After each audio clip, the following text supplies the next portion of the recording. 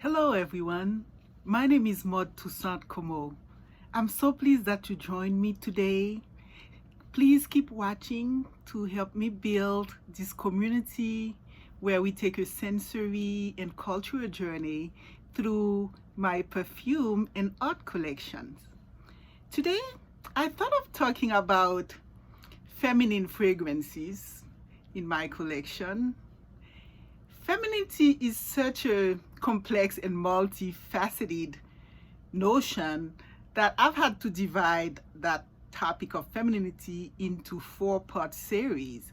So today I'll talk about happy, fresh, and sexy femininity.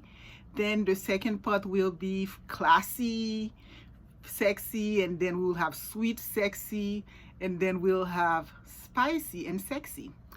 So the Garden collection from Hermes really embody what we think today when we speak of happy, fresh, and sexy femininity. So this is un jardin sur le Nil. This is meant to be an impressionistic olfactory rendering of a walk or a stroll through the island gardens on the Niles at Aswan. So this perfume has green mango, lotus note, sycamore wood, which makes it smell very expensive and refreshing. So it's really a fragrance that makes women feel very beautiful. That's what I'm wearing today. So because it has also notes of incense, so that brings its femininity to almost a bit of a spiritual, intuitive level in its design. So this is un jardin sur le Nil. Again, this is the same Jardin collection by Hermes, but this one is Jardin en Mediteranée. I had a set that actually had those smaller size fragrances in them. So 4 small size Jardin or garden theme fragrance. So this one, as I was saying, is a Jardin Mediterranée, and this is an interpretation of a journey in a paradise-like universe. So this fragrance has note of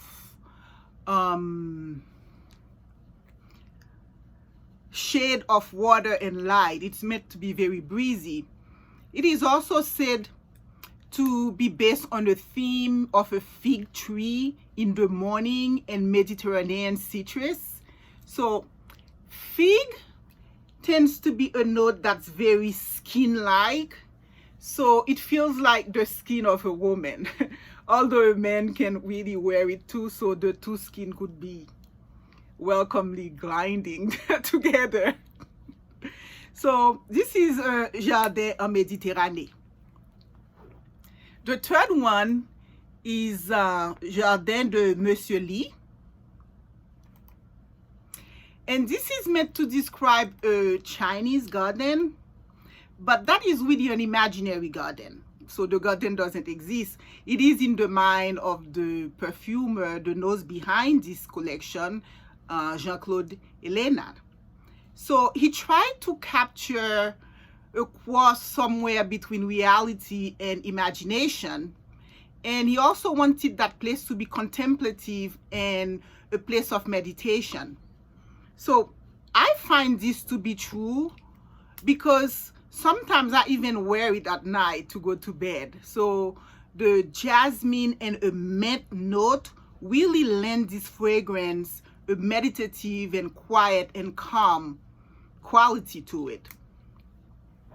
Now the fourth one in the Jardin collection that I like for summer and that sort of exude happiness and freshness is un jardin sur le toit.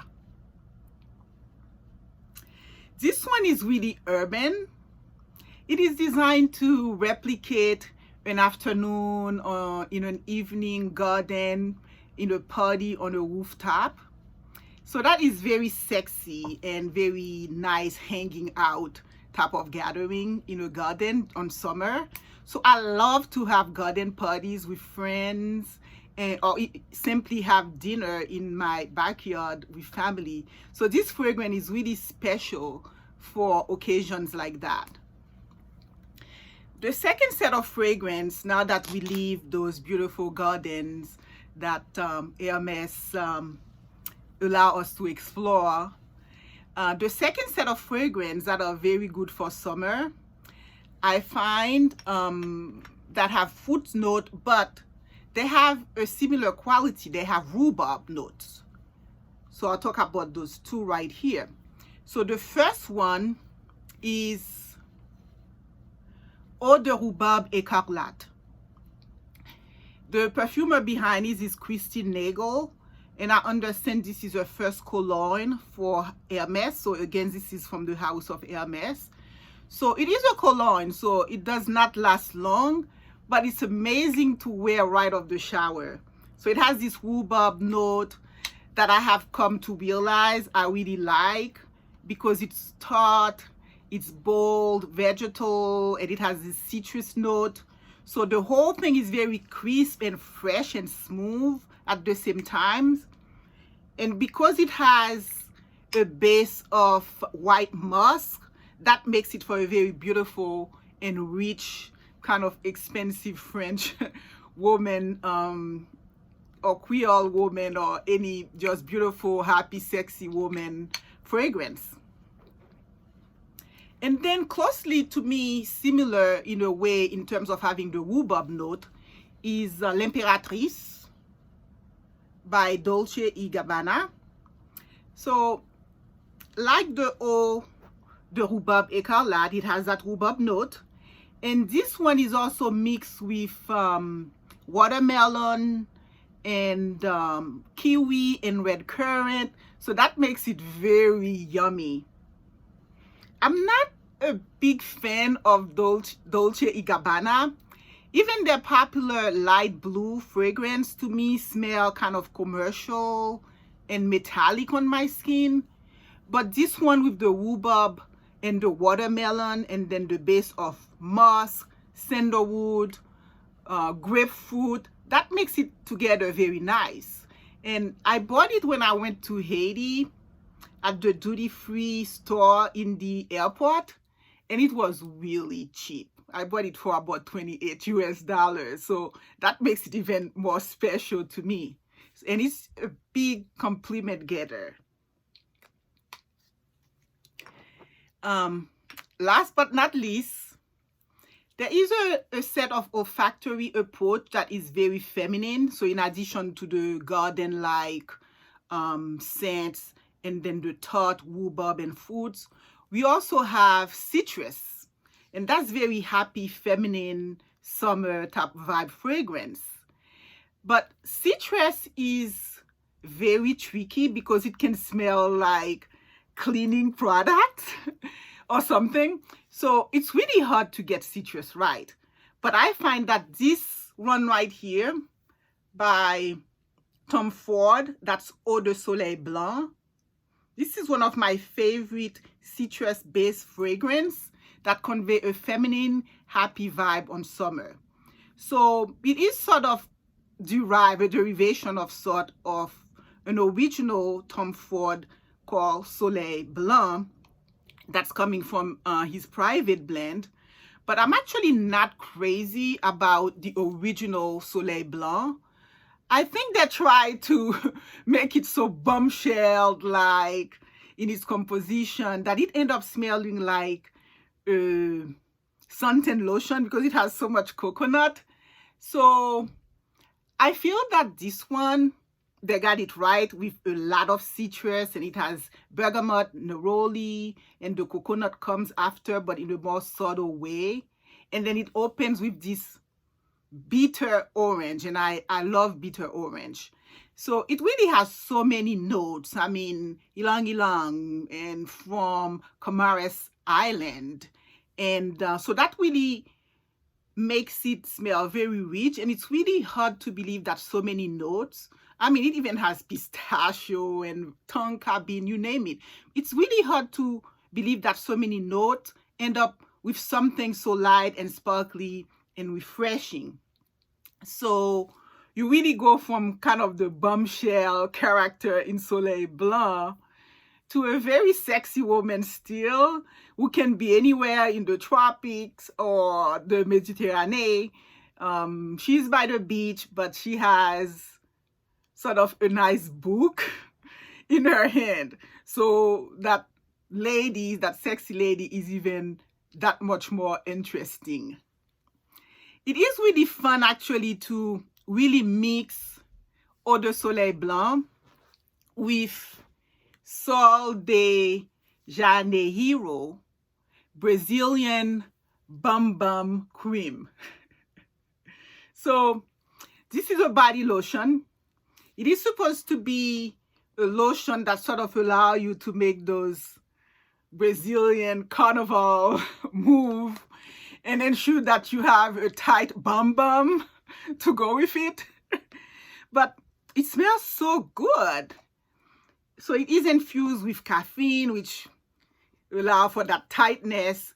But it just smells so good. It has this cocktail of fruits from what I would imagine is the Brazilian forest.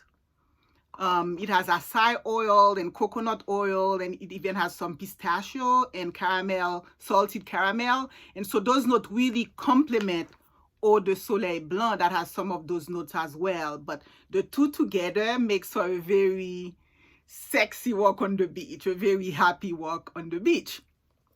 So that's all I have for you today on the perfume olfactory journey. Today I chose to share with you this painting by Fritz MilleVoix. Fritz is a local artist in Chicago who paints in the tradition of naive folk art of Haiti. So Fritz has exhibited in many places in the world. He's currently in several galleries in the US, and I understand he has received many awards, and he has illustrated several children's books. And so this painting is also special because Nicole, this great woman of art who owned Nicole Gallery, represented this artist, and I purchased this artwork from her. So this is also in memory and in celebration of her, who was just a woman of so much freshness and happiness and just beautiful.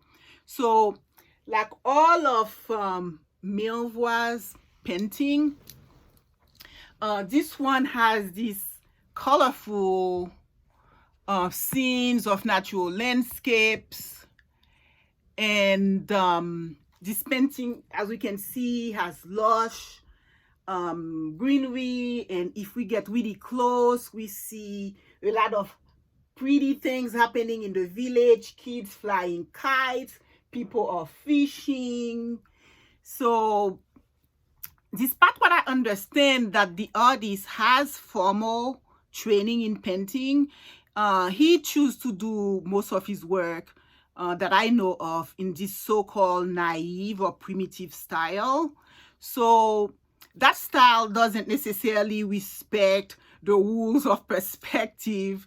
So, but what's beautiful and that makes that art form so popular, it's the meticulousness in the details. So like here, in each stroke of the brush, you know, the colors and the brilliance of that color and the patterns and the details make really for a very beautiful composition.